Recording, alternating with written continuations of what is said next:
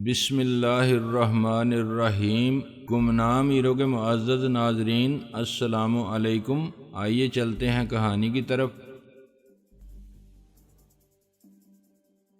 مجھے اب اپنی کمزوری پر شرم آ رہی تھی۔ میرے لیے ایک عورت کی گرفت سے نکل جانا ناممکن نہیں تھا۔ میں اتنا بے بس کیوں ہو گیا تھا؟ اگر میں چاہتا تو خود کو چھڑا کے بھاگ جاتا، مگر میں نے وہ وقت خوف کی اسیری میں گزار دیا جب میں جام توڑ سکتا تھا۔ پھر شراب کے نشے نے مجھے اسیر کر لیا۔ آج میں وہ نہیں جو کل تھا۔ نیت کا حال خدا جانتا ہے، مگر لذت گناہ سے آشنا ہو کے میں نے اپنی معصومیت گنوا دی ہے۔ اب میں شادوں سے کہوں کہ میں تمہارا ہوں، صرف تمہارا، تو یہ 100% سچ نہیں ہوگا، شاید سچ ہی نہیں ہوگا، اور اسی جھوٹ کو وہ میرا سچ مانتی رہے گی۔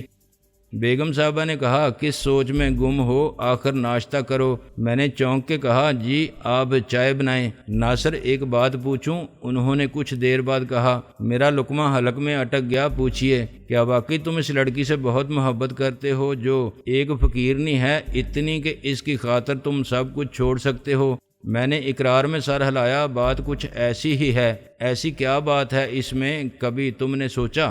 میں نے کہا، یہ سوچنے کی بات ہی نہیں۔ نہ وہ اتنی حسین ہے، نہ کسی طرح بھی تم جیسے غیر معمولی شخص کے قابل۔ صرف اتنی ہے کہ وہ پہلی لڑکی ہے۔ ہر پہلی چیز آدمی کی زندگی میں بڑی اہمیت رکھتی ہے۔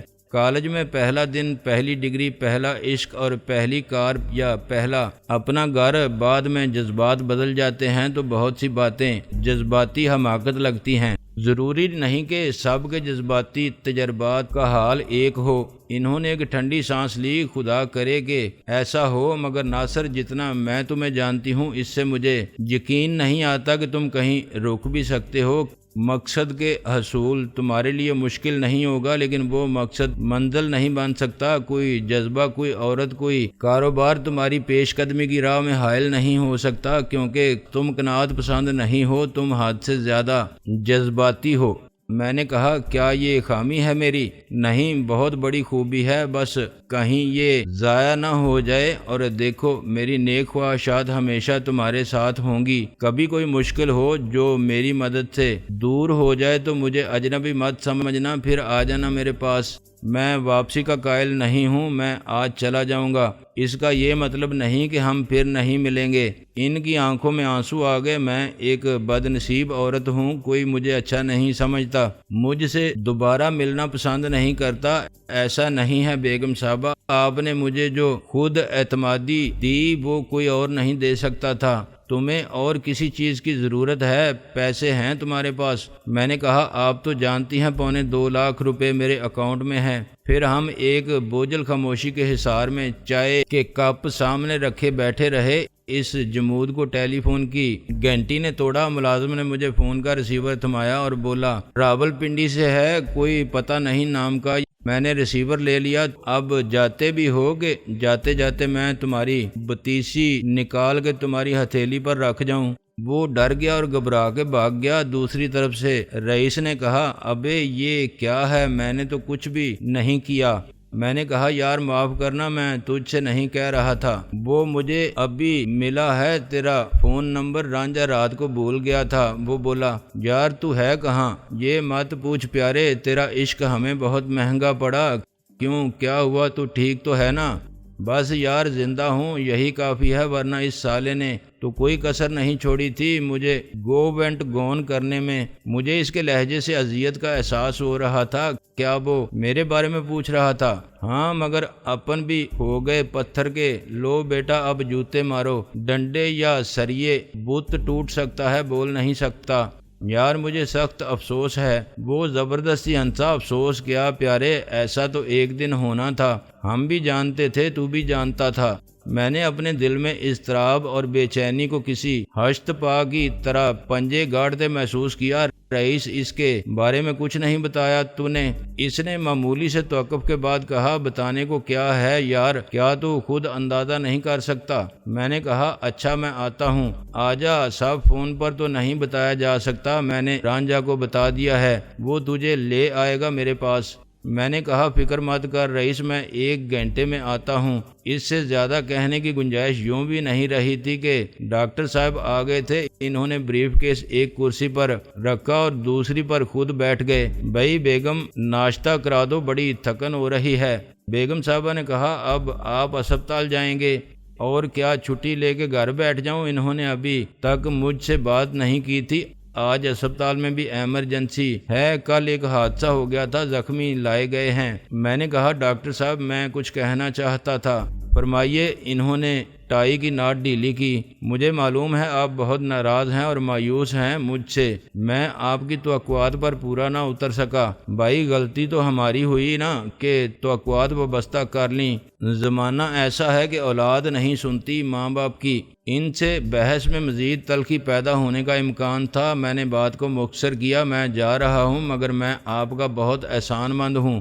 بڑی مہربانی آپ کی، نہ میں احسان کا قائل ہوں اور نہ احسان کرنے کے لیے کچھ کرتا ہوں۔ میں نے کہا پھر بھی تھینک یو ویری مچ، شاید کسی دن آپ میری مجبوری کو سمجھتے ہوئے مجھے معاف کر دیں۔ آپ کی محبت اور شفقت نے مجھے بڑا سہارا دیا ایک ایسے وقت میں جب میرا دنیا میں کوئی نہیں تھا۔ مجھے یہ گھر مل گیا، یہ میرا اپنا گھر تھا، مجھے یہاں تحفظ حاصل رہا، عزت ملی، یہ میری خوش قسمتی تھی۔ آئی ایم سوری کہ یہاں سے جانا میرے لیے ناگزیر ہو گیا۔ وہ مجھے غور سے دیکھتے رہے اور بڑی توجہ سے میری بات سنتے رہے۔ معلوم نہیں انہوں نے میری بات کا کیا مطلب لیا، کیا سوچا اور کیا سمجھا۔ میرا خیال ہے کہ ان کے دماغ میں ایک ہی خیال آیا ہوگا، شاید یہ کہ ان کی ازدواجی زندگی کی نفسیاتی الجھنوں سے میں الجھنا نہیں چاہتا تھا۔ میں ان کی بیوی کی غیر ضروری توجہ اور حد سے بڑھ جانے والی دلچسپی سے پریشان ہو گیا تھا۔ کمزوری ان کی اپنی تھی جس سے ہمیشہ دوسرے فائدہ اٹھاتے رہے تھے۔ غالباً انہوں نے حال کو ماضی کے آئینے میں دیکھا ہوگا اور یہ تسلیم کر لیا ہوگا کہ میں اس گھر سے اس لیے بھاگنا چاہتا ہوں کہ مجھ پر محسن کشی کا الزام نہ آئے، یہ نہ کہا جائے کہ میں نے جس تھالی میں کھایا اسی میں چھید کیا۔ ان کے رویے میں اچانک رونما ہونے والی خوشگوار تبدیلی کو میں اور کچھ نہیں سمجھ سکتا تھا۔ غالباً انہوں نے فرض کر لیا کہ میں ان کے گھر میں انہی کا نمک کھا کے ان کی عزت اور شرافت کے لیے خطرہ بننے پر تیار نہیں اور میرے لیے یہاں سے بھاگ جانے ہی میں عافیت ہے۔ یہی ناگزیر حقیقت ہے جس کا میں کھل کے اظہار نہیں کر سکتا۔ انہوں نے مسکرا کے کہا ارے یہ کیا ہو گیا ہے تمہیں، اتنے سیریس کیوں ہو رہے ہو؟ اٹ از اوکے، یہ تمہاری زندگی ہے، اسے جیسے چاہو جیو۔ مجھے پورا یقین ہے کہ تم جو بھی کر رہے ہو غلط نہیں کر رہے ہو۔ مجھے تمہاری قوت فیصلہ پر پورا اعتماد ہے اور تمہارے مستقبل پر بھی۔ میں نے حیرانی سے کہا کیا واقعی آپ ایسا سمجھتے ہیں؟ Of course and I wish you the best of luck. جاؤ اور کامیابی کی جدوجہد میں دن رات ایک کر دو۔ یہ دنیا مواقع سے بھری پڑی ہے مگر صرف ان کے لیے جو غیر معمولی ہوں۔ ذہانت اور صلاحیت میں ڈاکٹر صاحب اسپتال جانے لگے تو میں نے بھی اپنا سامان اٹھا لیا۔ بچے اسکول جا چکے تھے۔ میں ڈاکٹر صاحب کے سامنے بیگم صاحبہ کو الوداع کہنا چاہتا تھا مگر وہ مجھے کہیں نظر نہ آئیں۔ ان کے بیڈ روم کا دروازہ بند تھا۔ ملازم نے مجھے مطلع کیا کہ بیگم صاحبہ سو رہی ہیں اور انہوں نے تاکید کی ہے کہ انہیں ڈسٹرب نہ کیا جائے۔ مجھے معلوم تھا کہ بند دروازے کے پیچھے وہ بستر پر لیٹی رو رہی ہوں گی۔ ان میں میرا سامنا کرنے کی اور مجھے رخصت کرنے کی ہمت ہی نہیں تھی۔ میں نے بھی یہی بہتر سمجھا کہ آخری وقت کسی غیر متوقع جذباتی بحران سے بچ کے نکل جاؤں۔ میں باہر آیا تو ڈاکٹر صاحب نے گاڑی سٹارٹ کر کے موڑ لی تھی۔ ہاں بھائی چلیں، بیگم صاحبہ کو خدا حافظ کہہ دیا؟ یس سر، وہ ذرا کچن میں مصروف تھیں۔ میں نے کہا ڈاکٹر صاحب مجھے سیدھے بینک لے گئے۔ وہاں انہوں نے اکاؤنٹ میرے نام کرنے کی قانونی کارروائی پوری کی۔ میں نے نیا فارم بھرا اور اس کے ساتھ اپنے شناختی کارڈ کی کاپی لگا دی۔ ڈاکٹر صاحب نے ضامن کی حیثیت سے دستخط کیے اور پھر مجھے مبارکباد دی۔ انہوں نے بینک مینیجر سے بھی کہا کہ اب میرے چیک قبول کیے جائیں اور مجھے دبئی جانے کے لیے حسب ضرورت رقم فراہم کر دی جائے۔ بینک سے باہر آ کے ڈاکٹر صاحب نے مجھ سے ہاتھ ملایا۔ اب کہاں جانے کا ارادہ ہے؟ تم کہو تو میں چھوڑ آؤں۔ میں نے کہا تھینک یو سر، میں ٹیکسی میں چلا جاؤں گا۔ دیکھو ناصر، جب تم نے اسے اپنا گھر کہا ہے اور سمجھا ہے تو جب ضرورت پڑے آ جانا، اس گھر کے دروازے تمہارے لیے کھلے ہیں۔ دبئی سے فون کرتے رہنا ہمیں۔ Good luck boy, we will miss you. انہوں نے میرے بازو پر ہاتھ مار کے کہا۔ میں کچھ دیر وہیں کھڑا ان کی کار کو ٹریفک میں گم ہوتے دیکھتا رہا۔ پھر میں نے ایک گہری سانس لی۔ یہاں مسٹر ناصر عظیم، تمہاری زندگی کتاب کا ایک باب ختم ہوتا ہے، لیکن کاتب تقدیر کے قلم کی سیاہی ابھی خشک نہیں ہوئی۔ میرے سامان میں ایک سوٹ کیس اور بیگ کا اضافہ ہو گیا تھا۔ یہ دونوں چیزیں رکشے میں رکھنے کے بعد میں نے ڈرائیور کو پتہ سمجھایا اور تقریباً آدھے گھنٹے تک ہچکولے دھواں اور گرد و غبار کھانے کے بعد مسٹر رانجھا کے سامنے جا اترا۔ وہ شربت فروش کے علاوہ بھی بہت کچھ تھا۔ رنگ برنگی بوتلوں میں شربت کی تمام اقسام نظر آ رہی تھیں، مثلاً شربت بادام، شربت انار، شربت بنفشہ اور شہتوت۔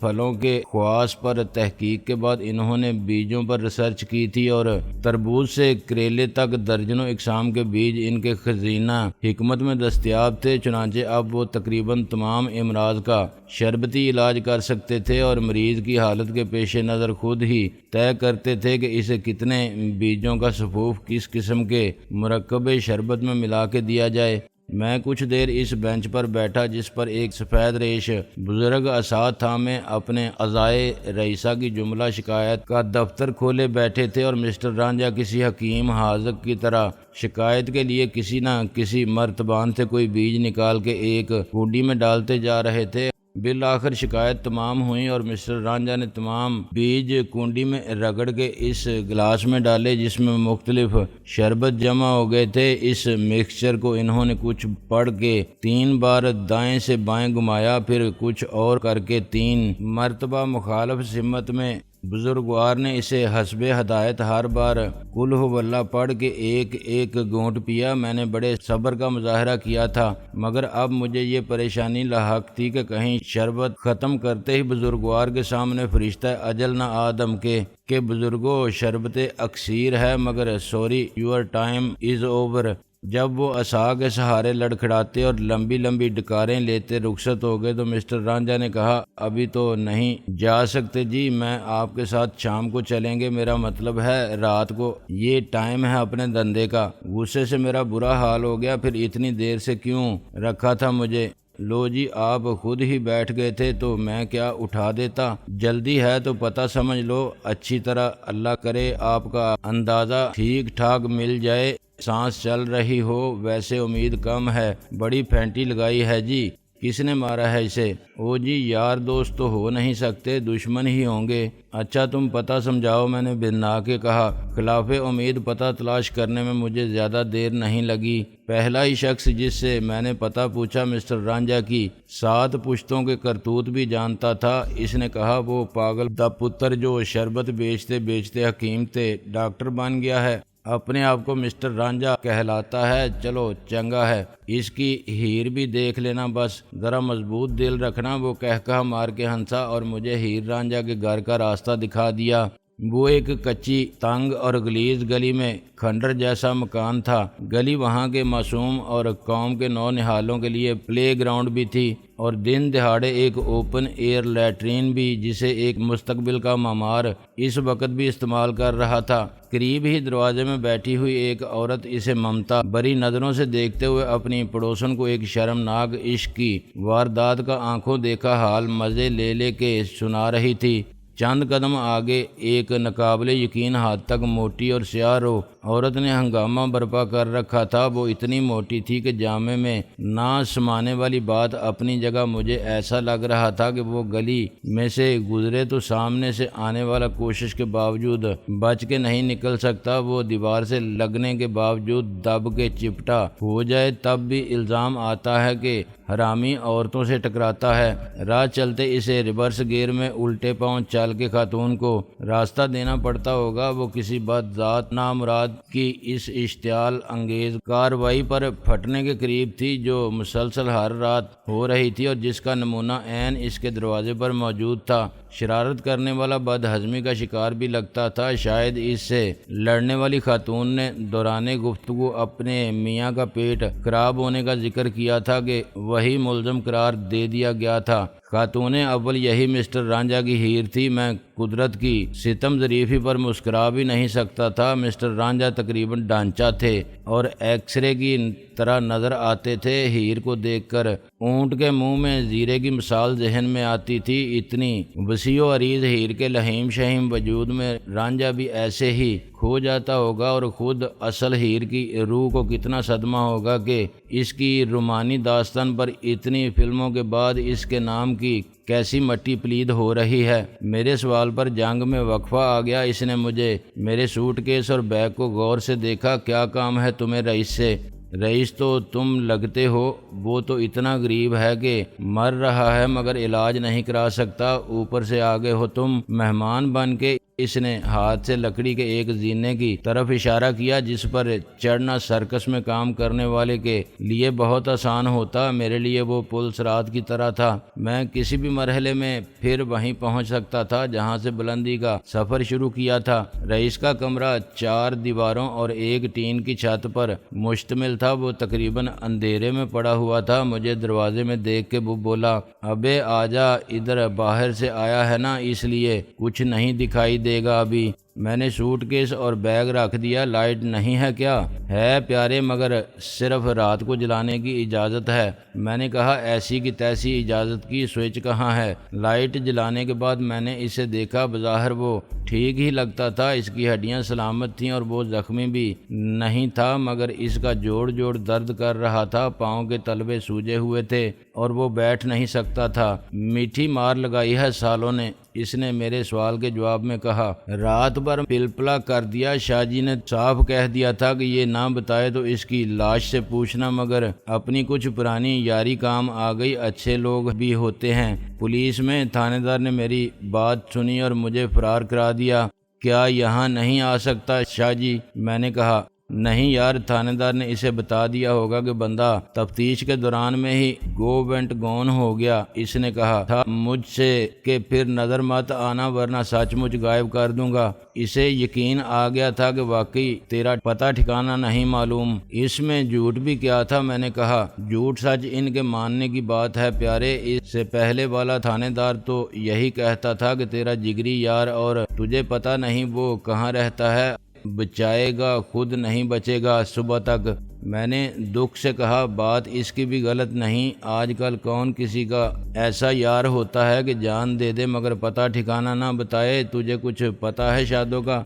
دیکھا تو نہیں، سنا ہے۔ اس سے خود شاہ جی نے پوچھا تھا۔ مان گئے ہم تو پیارے، قسم اللہ کی بڑی جیدار لڑکی ہے۔ اس نے کہہ دیا کہ اچھا ہے تم مار دو ورنہ میں تو خود مر جاؤں گی زہر کھا کے۔ اور یار وہ سچ مچ کود گئی کھڑکی سے، اس کی ٹانگ ٹوٹ گئی۔ شاہ جی کو مصیبت پڑ گئی۔ غصے کی انتہا اور صدمے کی شدت سے میرا جسم آتش فشاں بن کے دہکنے لگا۔ میں نے کل رات دیکھا تھا اسے، شاید شاہ جی اسے اسپتال لے گیا ہوگا۔ پھر میں نے اسے بتایا کہ کس طرح اسے تلاش کرتے کرتے مجھے عامر مل گیا تھا، اور اب تک اس نے شادوں کو میرا پیغام دے دیا ہوگا۔ شادوں نے مجھے فون بھی کیا تھا، مگر ڈاکٹر صاحب کی بیگم نے مجھے رات کو ایسے وقت میں بتایا جب میں کچھ کر نہیں سکتا تھا۔ رئیس یہ سنسنی خیز سٹوری زیادہ تفصیل کے ساتھ سننے میں دلچسپی رکھتا تھا۔ یار شروع سے بتا۔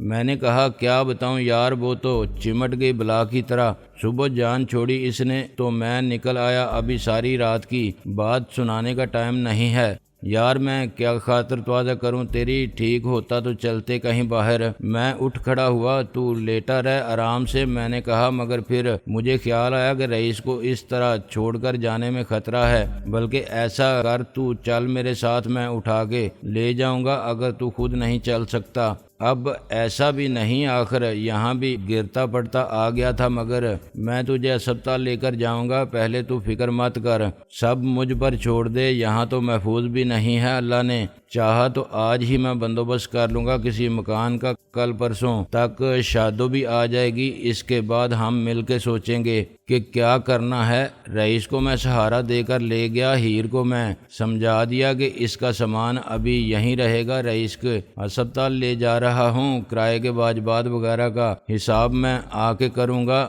میرے پر اعتماد انداز اور ڈانٹنے والے لہجے نے ہیر کو لگام دینے پر مجبور کر دیا تھا۔ میں نے رئیس کو ایک ٹیکسی میں ڈالا اور سیدھا ڈاکٹر مشہود کے ہسپتال لے گیا۔